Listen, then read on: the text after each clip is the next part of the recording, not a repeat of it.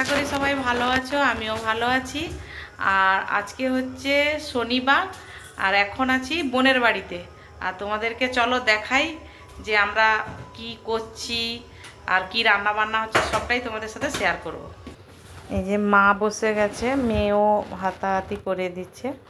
ব্যাপারটা হয়েছে কি, আমরা অ্যাকচুয়ালি মানে বাড়িতেই ছিলাম, সন্ধ্যে 6টা 6:30 পর্যন্ত বাড়িতে ছিলাম। তারপরে বোন এসে বলছে যে দিদি চল, আমরা ওখানে যাব ওই বাড়িতে। আর মানে ওরা তো নতুন নতুন এখন, মানে একসঙ্গে গিয়ে আনন্দ করব, হই হুল্লোড় করবো, এটাই আর কি। তো আমি প্রথমে না না করছিলাম যে যাব না। তারপরে ভাবলাম ঠিক আছে, বোন যখন এরকম করে বলছে, আচ্ছা ঠিক আছে যাই বলে আমি মেয়ে বেরিয়ে পড়লাম। আমার বরকে বললাম, ও বলছে না আমি যাব না, তুমি চলে যাও। তো গুড্ডু গেছিলো দোকানে একটু বাজার নিতে, গুড্ডু আর মন্দির। তো চলে এসছে। হ্যাঁ, ওখানে একটা নতুন সংসার, হ্যাঁ এখানে থাকে, মোরামে থাকে অ্যাকচুয়ালি। আর ওখানে গিয়ে ওই মাঝে সাঝে যা হয় আর কি, একসঙ্গে সবাই মিলে চলে গেলাম। ওখানে গিয়ে রান্না বান্না খাওয়া দাওয়া সব কিছু হয়। পাশেই মামা বাড়ি রয়েছে, আর সেখান থেকেই মানে মানে জল নেওয়া হয়, জলের ব্যবস্থাটা ওখানে নেই ঠিকঠাক। অবশ্যই লাইক কমেন্ট শেয়ার করো, আর যারা এখনো চ্যানেলটা সাবস্ক্রাইব করেনি প্লিজ সাবস্ক্রাইব করে পাশে থেকো। সবাই খুব ভালো থেকো, পরের ভিডিওতে দেখা হচ্ছে, কিন্তু আমি দেখাবো।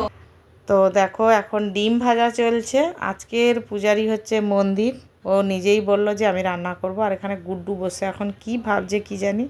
মোটামুটি ক্যামেরাটা ওর সামনে নিয়ে গেলে ওটাই ও ভালো করতে পারে, হাত নেড়ে দেখাতে পারে। তো ডিমের ঝোল অলরেডি হয়ে গেছে। আর সত্যি কথা বলতে আজকে ডিমের ঝোলটা অতটা ভালো হয়নি। কেন হয়নি, অত বেশি ঝোল রেখে দিয়েছে না। আর এই যে ভাত তো হয়ে গেছে, ডাল সেদ্ধ করেছে, কাঁচা পেঁয়াজ লঙ্কা দিয়ে মাখবে। আর মেয়ের জন্য আলু সেদ্ধ দিয়েছে। তো এই হচ্ছে আজকে রাতের খাওয়া দাওয়া, এবং সবাই খেতে বসে গেছি।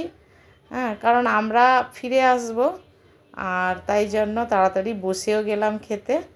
আর যেহেতু অনেকগুলো পাতা দেখছি বাড়িতে রয়েছে, তো বোন বলছে আমরা সবাই পাতাতেই খাবো। ঠিক আছে, এই এবার বাড়ি আসার পালা। আমার মেয়ে যে ব্যাগ নিয়ে নিয়েছিল, ভাবছিল থাকবে, দিয়ে কী মনে করলো কি জানি, বলছে না আমি চলে যাই। তো এই যে আমরা এখন বেরিয়ে পড়েছি। মাকে বললাম আসতে হবে না, মা তাও আমাদেরকে কিছুটা এগিয়ে মানে দিতে আসলো। আমি বলছি মা চলে যাও। আর এবার আমরা চলে আসছি এই যে বিসিরায়ের সামনে দিয়ে। বেশি সময় লাগে না, 10 থেকে 15 মিনিট। তো রাতে তো রাস্তাঘাট ফাঁকাই ছিল। আর একটা জিনিস আমার সবথেকে বেশি মানে কি বলবো খারাপ লাগে, এই হসপিটালগুলোর সাইডে বাড়ি হলে না একটা জিনিসই খারাপ লাগে, সারাক্ষণ অ্যাম্বুলেন্সের আওয়াজ। তো যাই হোক, কিছু তো করার নেই। হ্যাঁ, যখনই অ্যাম্বুলেন্সের আওয়াজ শুনি প্রার্থনা করি ঈশ্বর যেন মানুষটা সুস্থ হয়ে বাড়ি ফিরে আসে, এটাই।